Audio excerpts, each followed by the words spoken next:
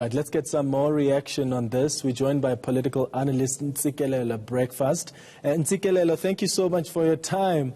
I've seen some people say, well, this removes the cloud that's always been around President Cyril Ramaphosa. Does it really do that? Not really. I think it's still early days. I think the judgment on the one hand struck the balance in terms of the issues that are at play in the bigger scheme of things.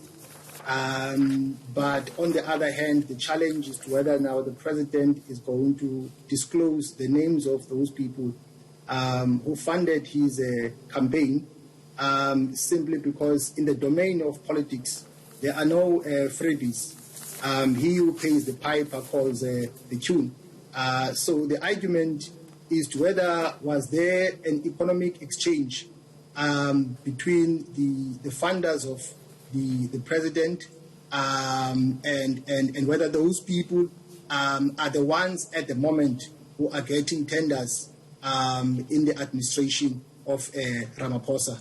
So I cannot say that the president is off the hook, but I think the judgment, though, was a scathing attack against the public protector, and I think that is going to amplify the call that is made in some quarters that she needs to resign from her job.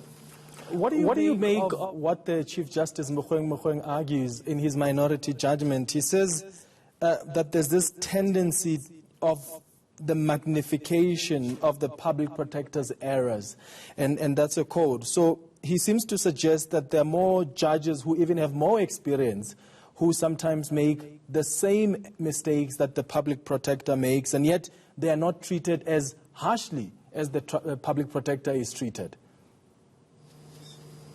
You know, there have been many judgments besides this one that have described the public protector as someone who's not acting in good faith, as someone who's not trustworthy.